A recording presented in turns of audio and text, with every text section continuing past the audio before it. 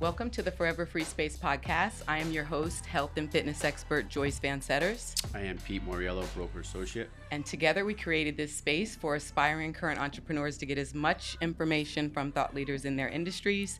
Today we're excited because we have one of those thought leaders in-house, Chaz, who goes by C the Barber. C has the Barber. That's C has a the name Barber. they gave me, as a young youth. I Well, still hold on to it. Yeah, exactly. Legend. We're going to get into this. But first we want to know, where are you from? I am from Summit, New Jersey. That's where I grew up. Born and raised? Born and raised. Same town Ice-T grew up in.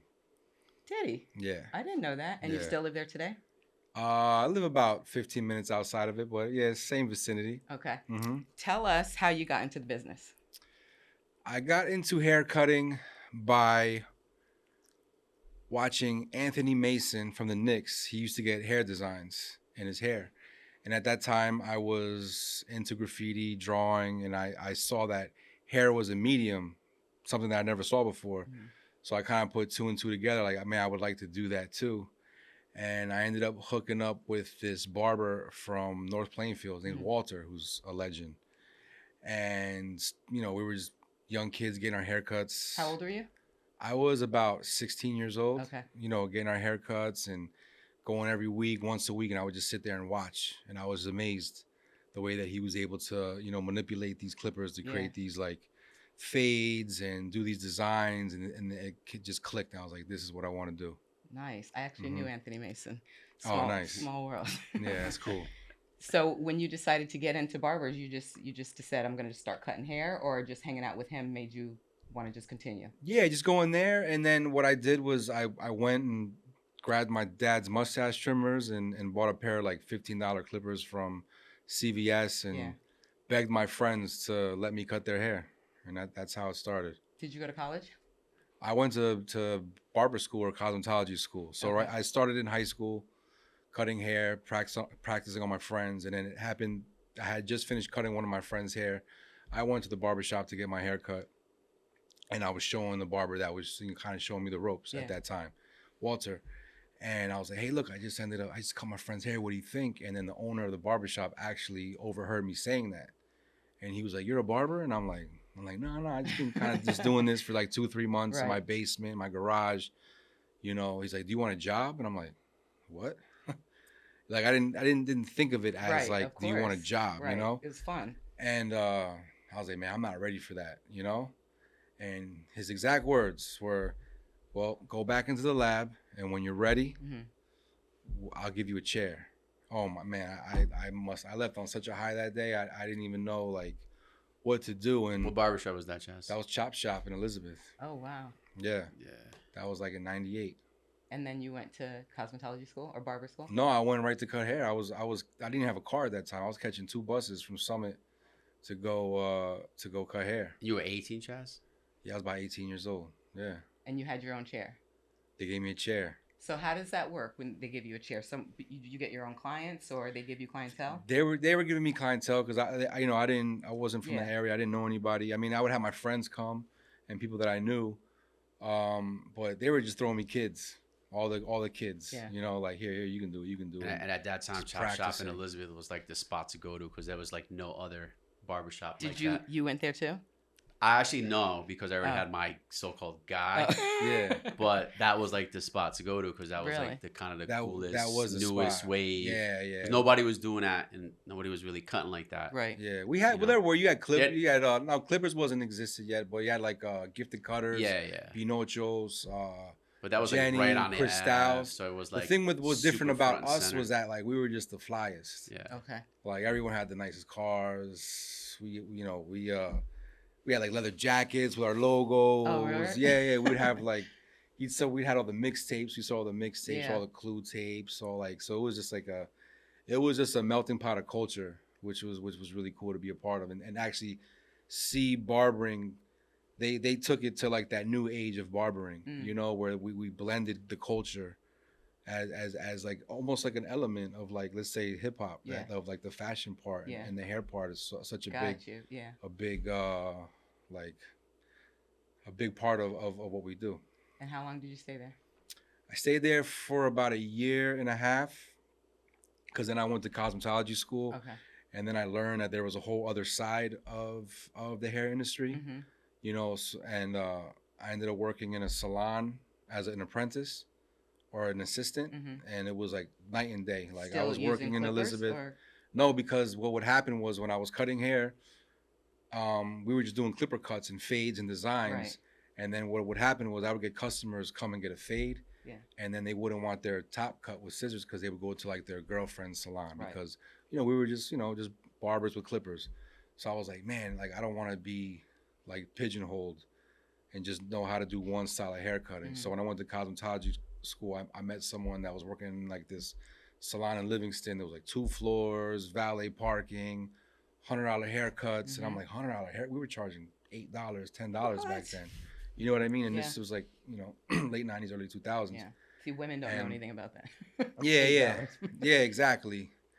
And so I wanted to go work. So I was like, you know what? I want to learn. I want to like take it to the next level. Yeah. So I kind of always had that thing in me that I was like, all right, this is cool. I learned this. Now it's time to like step it up. Elevate it. And then even like back then, being a barber was like a dirty word. Like, oh, Yeah. you're just a barber, and like, oh, that's it. That's all you do. You know. But I knew that there was something more in what we did. Like as far as even working with the community and being such a big part of like people's lives and being impactful. You know. So I wanted to fuse the both. So what you learned at cosmetology school, how to cut hair with scissors as A well? little bit. You know, you learn cosmetology, they just give you the basics to take a test. Yeah. But it opens up your mind to see what else is like available for you to Gotcha. to explore. But when I went to go work in this salon, that's when I started taking like classes with like, you know, Paul Mitchell and like sexy hair and like just learning like this fashion and styling of it. So then that showed me like, oh wow, there's a whole other side of this that I can like, you know, I already have the foundation of cutting hair and fades and doing this, and if I could just add this to my resume, like I can be dangerous. Yeah. In the salon, did you have a mentor? Yeah, it was a guy named Lenny. He's still there, Lenny Galanka. He taught me a lot, like just how to use scissors and styles, and he would take the apprentices and teach them classes. So yeah. And how long were you there at the salon? I think I was there for like another year. And that was because I went to go take a vacation in Costa Rica for like 2 months. You know, I'm young. I'm only like 18, 19. Okay. A vacation? Yeah. And I was going to Costa Rica. We're going to Costa Rica for like a month, 2 months. And the owner was like, Chaz, you know, I'll let you do this time. But once you're here full time, like you can't take vacations like that. And that's how I was like. How old were you at that time? 20 maybe? 20, okay. 19, so 20? Yeah. So I was like, yeah, you know fresh. what? I don't really like people telling me what I can and can't do. That so breeds an entrepreneur. Yes. So and then that's when I went and I was like, you know what, I'm just gonna open up my own thing and do and What year was that? That was in 2001 maybe. Okay. 2000 we started. In 2001 we opened. What shop was that, Chaz? That was Trace's Barber Lounge in Union. And what I did was fuse the barbershop with salon, make it like a men's barbershop salon, and it was cool. We had a good vibe. I had a DJ booth. Really? I'd have local DJs come by. I would do MC contests. I would have the local b-boys come and let them dance because we had like the wood floors. Yeah. So like when we were closed, even when we were open, I'd let them come dance. It was different. Union wasn't ready for that time. That time Union wasn't ready. Union was not ready for what I brought 2001? there. 2001. They were not ready for that because the thing is like we had lines out the door. Yeah. And was that because people followed you, customers followed you, or This is because we created this new thing. Yeah. It was the niche. It was a niche for that area that they didn't have. They didn't have, and then because people were going to like Elizabeth. People were going to Elizabeth, Irvington, North to get their haircuts, Right, but they didn't have to because we brought the style there. But yeah, Union was not ready for that. So Chaz is like the most humblest dude ever. Yeah, but I know. He has so much in his bag. Like he could just brag all day, but it's he so won't funny. do it. So you might have, to do it for him. So that definitely was going to be a thing. But first, after that, how long were you at that salon? That I was there. Barber We had that for about 3-4 years, and I sold it because I started traveling, like touring. Yeah. Because music is like my other love. Oh, really? So I started doing tour management. Okay. Started doing tour management and toured all over the country. And I was like, you know what? I'm 22 years old, 21 years old. I can always cut hair. Right. So it was like something I wanted to try. So the cool thing about Chaz, and I'm gonna I've known Chaz for a very long time, so I could kind of say some of this stuff. The cool thing about Chaz is I think he always wants to do more. right? And he kind of like comes full circle with everything in his story. So talk about the music, Chaz, and then talk about how you kind of came back around and now you cutting celebrities and getting into the whole thing. So you had left barbering for a little bit, right? To music touring. Yeah, I left barbering for a little bit and made all those connections in hip hop. Right? Started touring. Yeah, started touring. Again, getting more mentors. We had a record that we did got real big that we did with Pitbull and Notch, and we ended up touring, doing a lot in California and the West Coast. You know, we took our, you know, we were a Latino hip hop group, but we weren't considering ourselves a Latino hip hop group like what they do now. It was a group that I was working with back then, and we had a song that went crazy. And then I remember flying out. I had one of my friends that was living in San Diego. He was like, "Chaz, your song is on the radio every 2 seconds out here." What song is this? It was called Mira Mira. I know that song. Do you? That was you? Yeah. And so I ended up flying out to San Diego, and then we went up to LA to meet like all the Power 106 DJs. And the first DJ I met was this guy Big Syph, who is Pitbull's DJ. Okay. And we connected. He's like my brother, and we connected on a whole other level.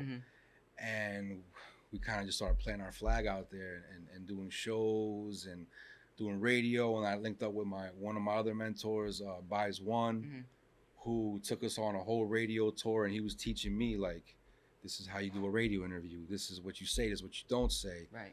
And I was learning the ropes through him. And I mean, he was responsible for breaking Eminem. You know what I mean? Responsible for breaking Biggie out. And the list can go on of what Buys One is. He passed away recently. God rest his soul.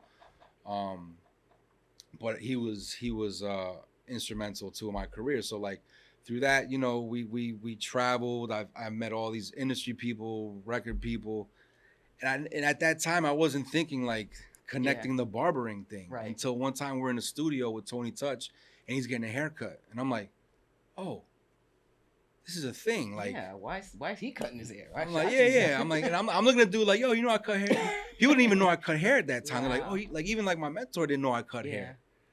And because you just kind of flipped. I was because I was staying at his house. He lived in Hollywood.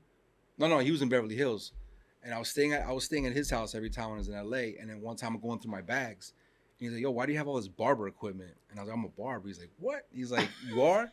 He goes, can you cut my hair? I'm like, yeah, you gotta cut your hair. So I started cutting his hair. How long was it before that came? Like, how long were you touring before that actually came out? Maybe like a month or something like that. Long, it wasn't too long, you know, because it's embedded in me. It's who I am, right? You know, and plus I would like carrying your clippers with you. Yeah. So he asked me how much you want. I was like, just give me DJ lessons because he was a DJ. So I was like, just teach me how to DJ. So I always said if I wasn't a barber, I'd be a DJ. Wow. Right. So he looked at me. He goes, why are you managing people? Like, why aren't you just cutting hair? Like, you could be doing this. You could be cutting hair for these people. You're meeting all these people. You could be cutting their hair. And that's kind of like where it kind of clicked to me. And okay, so now we need to get into this because. So then after that, Chaz, you came back to Jersey, right? I came back to Jersey. And then you cut where? I forget.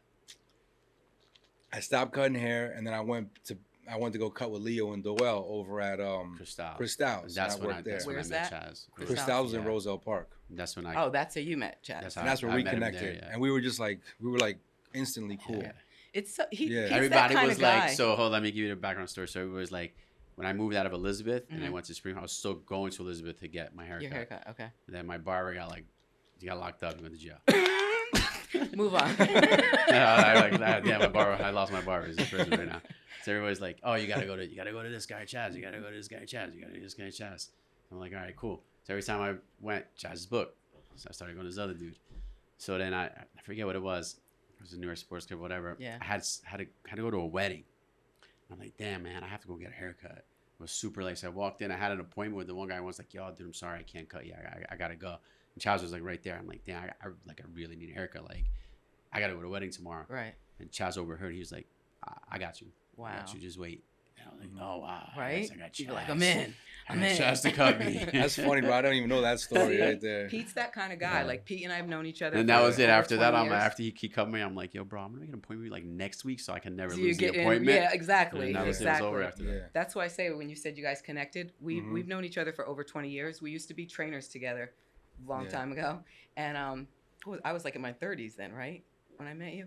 And it's like we've been friends ever since then. Like you just connect, you know? Nice. He's Yeah. that type of dude. He definitely is. He Yeah. never skips a beat. No. He's a pain in the ass, but he's that type of dude. So I'm pulling up Chaz's Instagram because he's not a name dropper, but I am.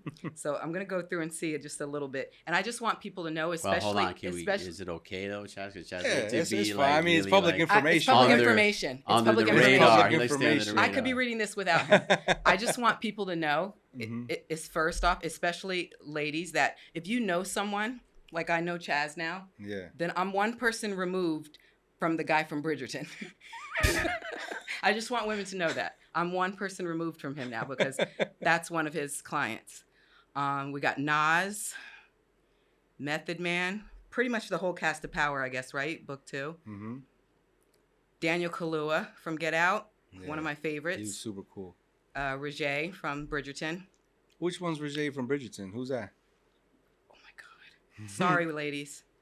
Roger from Bridgerton is this guy. Oh, Kingsley. Kingsley. Love Yeah, that he dude. also played Bob Marley. Yeah, in case people didn't watch Bridgerton, but the very first season of Bridgerton, ask any Yeah, woman, they'll yeah. know who he is. So yeah, that's how I connected with him because I did the New York press for Bob Marley. Oh, okay. Yeah. So Bridgerton was way before And I'm that. a huge reggae head. Me too. I mean, huge look, Bob I got at Marley. least Scratch Perry on my shirt. Love when I it. come Oh here, my you God, know I what didn't even Like, notice that. Yeah, And yeah. Bridgerton wasn't even his first. I saw him in a movie maybe like 10 years ago. Yeah, no, where he played a young Kingsley kid. is like Yeah, he's he's just an insane. amazing soul.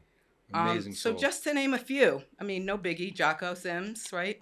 yeah, that's the no homie. biggie, so- that's my bro. Mr. Humble here. Yeah. I'm one person removed from all these people now. Yeah. Right? Cut That's a- how it goes. Cut Yeah. NBA legends, cut a lot of Yeah. different people.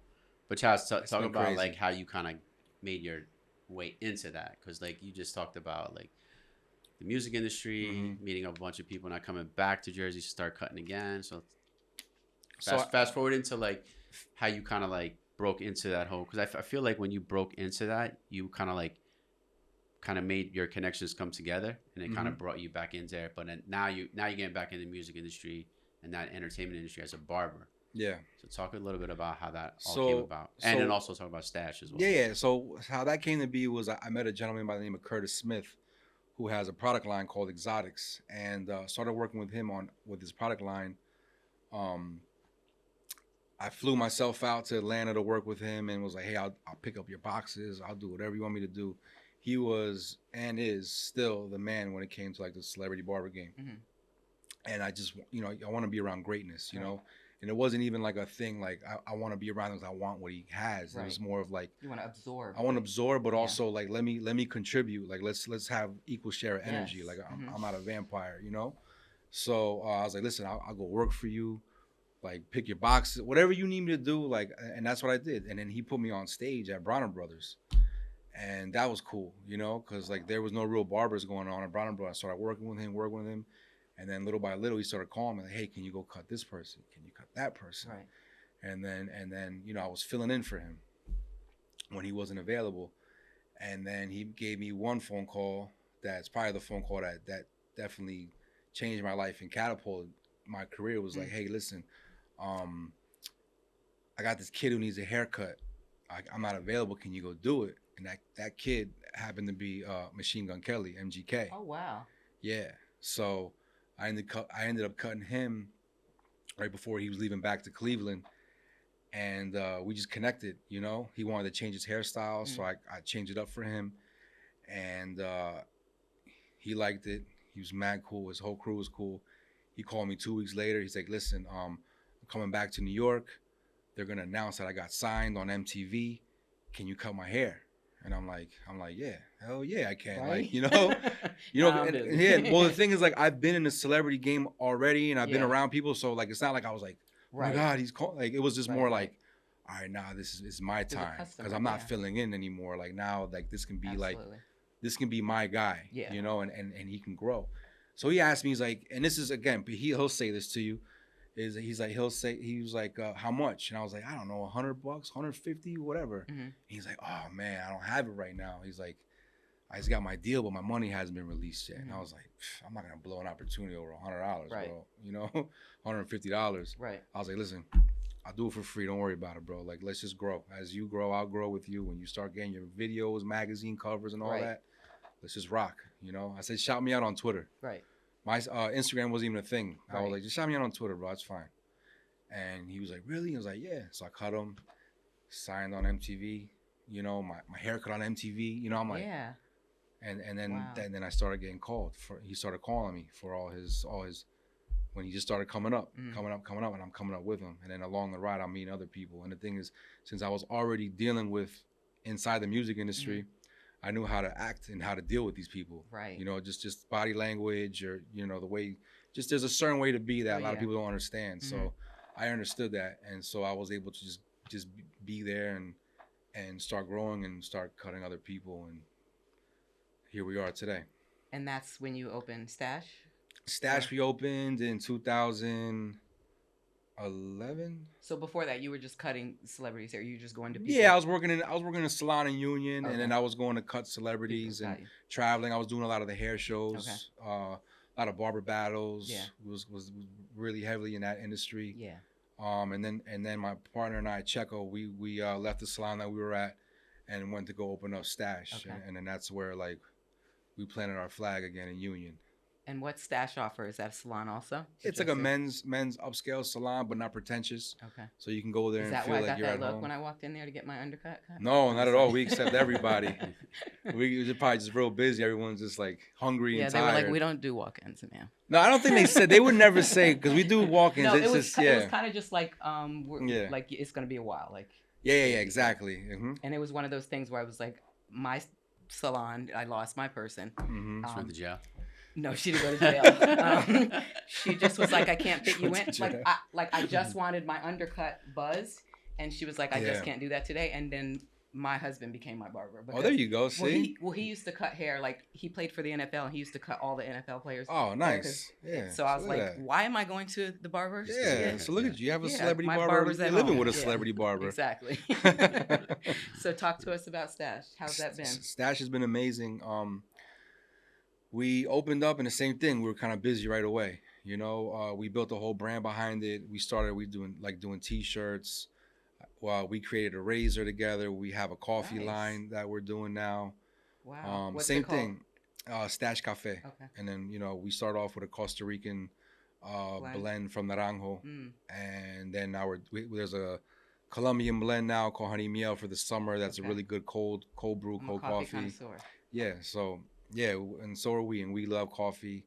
It's part of our culture. And everything that we do at Stache is authentic to who we are. So, Checo really holds it down over there right now, and it's been a beautiful journey with that. Yeah. That's amazing. Yeah. So where are you going now today with the music? Are you back into the music industry, or?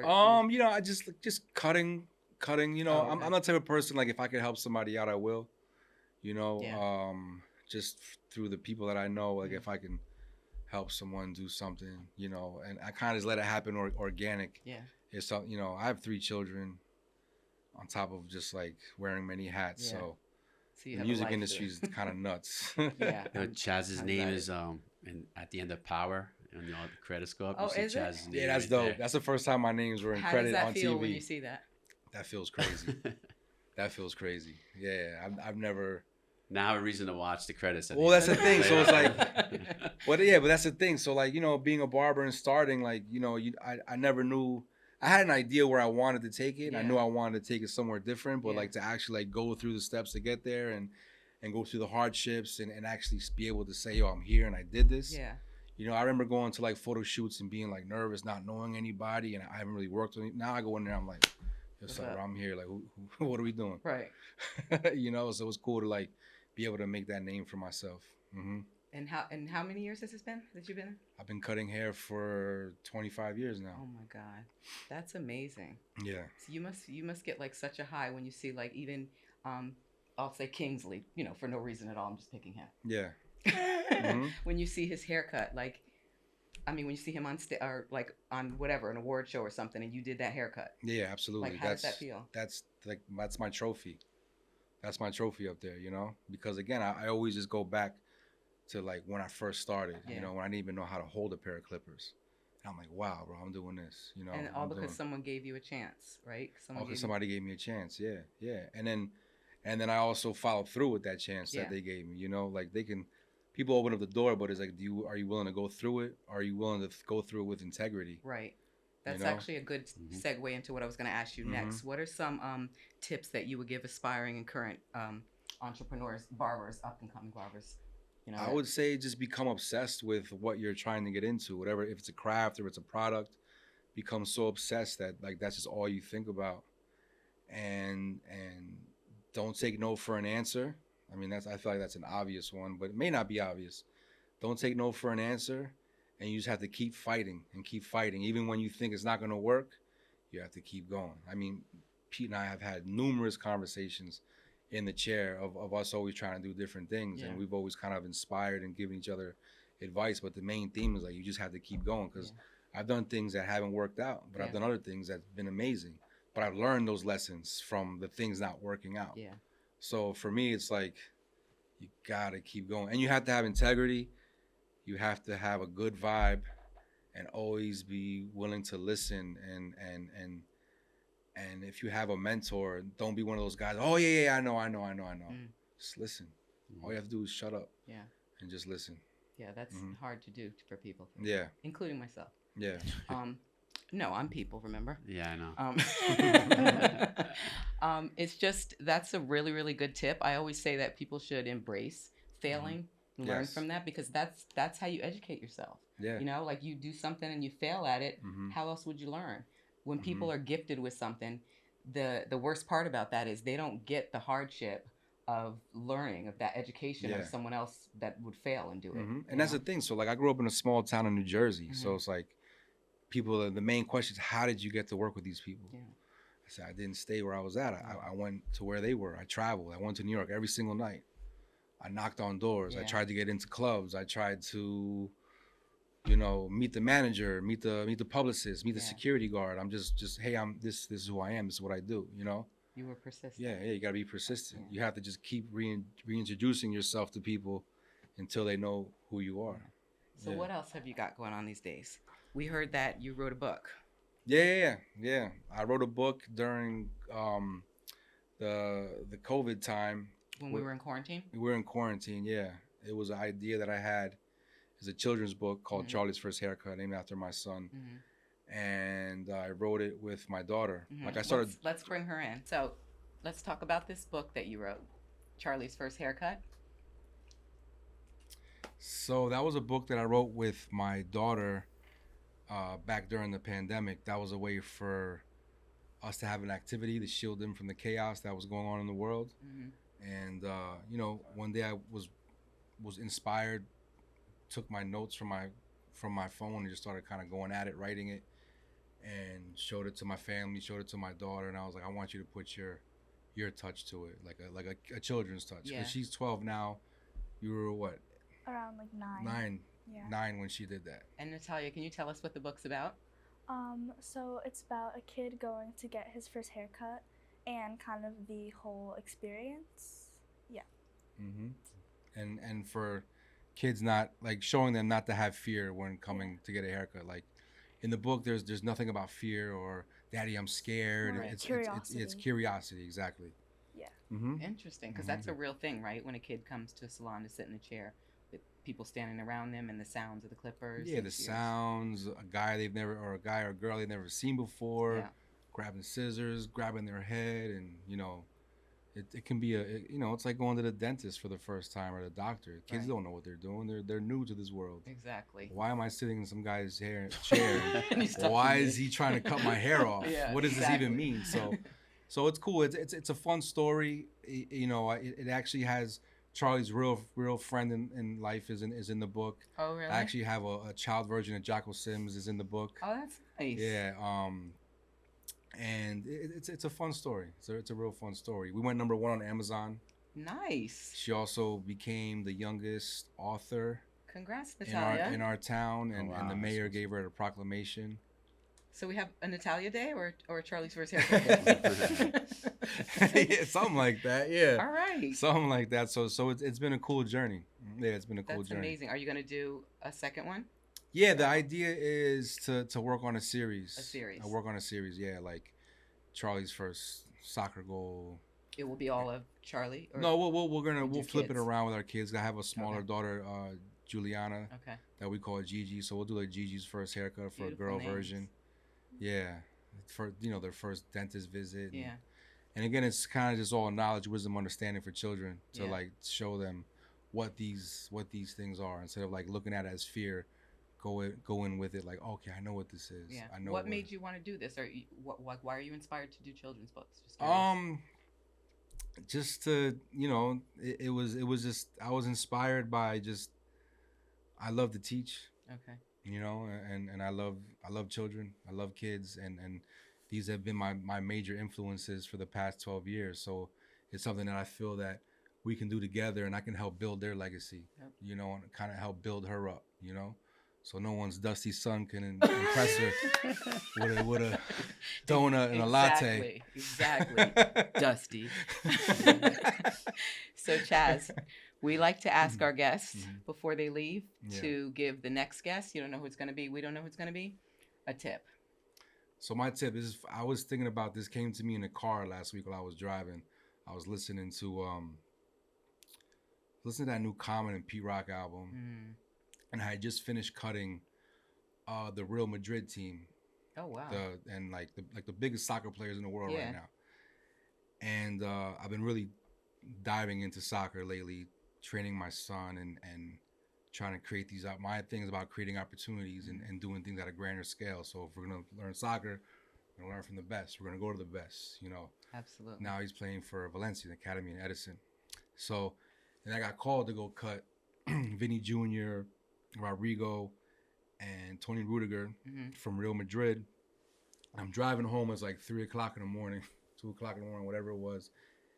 And I was like, man, the law of attraction, man, is like really a real thing. But I was like, the law of attraction only works if you're living an attractive life. Wow. So that thought came to me. That's deep. Yeah. That's nice. And when I mean by attractive, I'm not talking about anything material. I know what you mean. Yeah. Mm-hmm. It's true. Yeah. I like that So one.